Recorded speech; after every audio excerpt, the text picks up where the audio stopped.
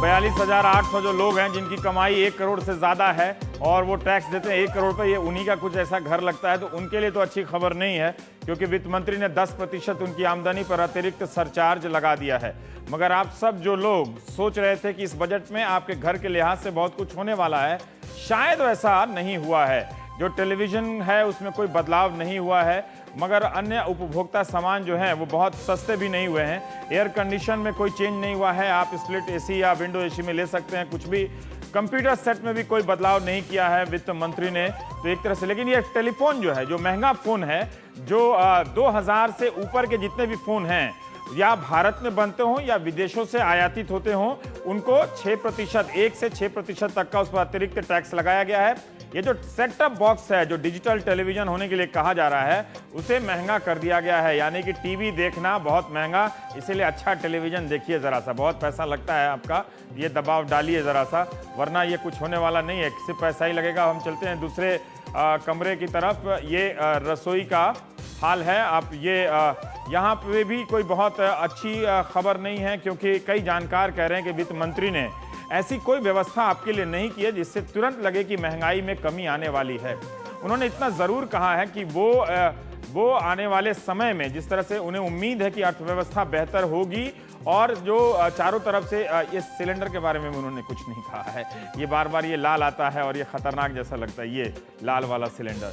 तो हम चलते हैं एक दूसरे कमरे की तरफ। यहाँ भी आप देखिए कि ये सारी जो बत्तियां हैं, CFL में कोई बदलाव नहीं किया है, ये महंगा नहीं हुआ है। तो एक तरह से जिन चीज़ों के दाम नहीं बदले हैं वो आप समझ सकते हैं कि वो सस्ता ही हुआ है। जैसे जूता है, ये सस्ता हुआ है, और कपड़ों पर उन्होंने जो कॉटन के कपड़े हैं उस पर आयात शुल्क 0 के लगभग कर दिया है, और कुछ कैटेगरी में जो आयात शुल्क है, जो फाइबर का है, उस पर कुछ आयात शुल्क बढ़ा कर रखा हुआ है। जो वॉशिंग मशीन है, ये स्टाइल जो है ये महंगा कर दिया उन्होंने। जो संगमरमर से जुड़ी चीज़ें हैं वो काफ़ी उन पर काफ़ी टैक्स बढ़ाया गया है, तो वो महंगा हो जाएगा। अब आते हैं आपके तरफ से, ये स्टडी रूम है, यहाँ पर ये बिजली के बिल में कोई बदलाव नहीं किया गया है, लेकिन जो बिजली उत्पादन से जुड़ी कंपनियां हैं उनके लिए काफ़ी रियायत की गई है। रेस्टोरेंट बिल अब महंगा हो सकता है, क्योंकि वैसे रेस्टोरेंट जहां शराब नहीं पिलाई जाती है उन्हें सर्विस टैक्स के दायरे से बाहर रखा गया था, अब उन्हें भी सर्विस टैक्स के दायरे में लाया गया है। टेलीफोन बिल में बदलाव नहीं है, लेकिन टेलीफोन सेट में आपके लिए बदलाव है। और इसी के साथ ये सारी व्यवस्था जो है एक तरह से अपना ही घर है, इधर उधर तो हो ही सकता हूं, मैं आ रहा हूं दूसरे कमरे से।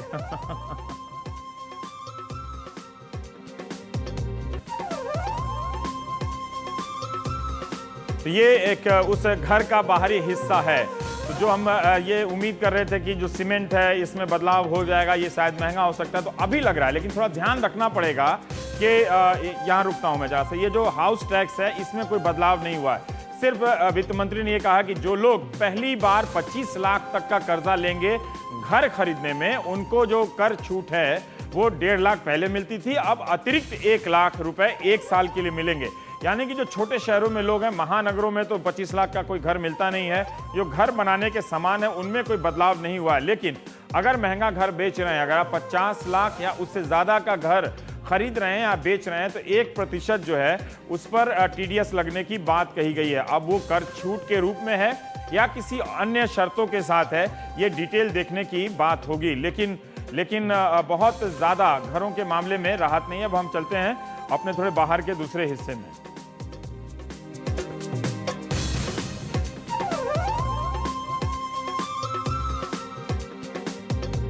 ये इसके अलावा वित्त मंत्री ने ये कहा है कि जो 2 लाख से 5 लाख जिनकी कमाई है उन्हें 2,000 रुपये की छूट दी जाएगी, जिससे उन्हें थोड़ा सा राहत होगा। लेकिन जो ऑटो रिक्शा चलाने वाले जो लोग हैं और बहुत सारे लोगों को जो टैक्सी चलाने वाले लोग हैं, उन लोगों को काफ़ी स्वास्थ्य बीमा के दायरे में लाया गया है। और जो SUV चलाते हैं वो लोग, उनके लिए काफ़ी महंगा गाड़ियाँ महंगी कर दी गई हैं। बड़ी बड़ी महंगी गाड़ियाँ जो बाइक्स हैं, वो जो आयातित बाइक हैं उन पर काफ़ी टैक्स लगाया गया है, तो लगाना भी चाहिए।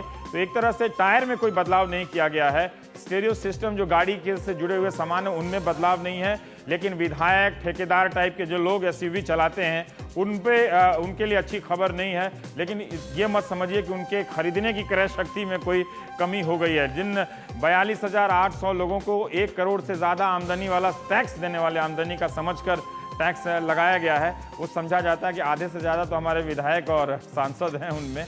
हालांकि और भी लोग हैं जो इन गाड़ियों का इस्तेमाल करते हैं। तो ये बजट है, टैक्स के स्लैब में कोई बदलाव नहीं किया गया है, इसीलिए बजट को लेकर अब बहुत ज़्यादा दिमाग लगाने की ज़रूरत नहीं है, अर्थशास्त्री कह रहे थे। लेकिन उद्योग जो है वो अभी भी इन आशंकाओं से बहुत आत्मविश्वास से भरा हुआ नज़र नहीं आ रहा है, क्योंकि बाजार गिरे इसकी प्रतिक्रिया में।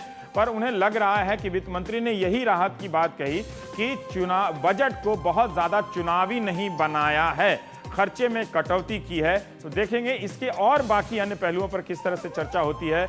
इस वर्चुअल घर से मैं आपसे विदा लेता हूं।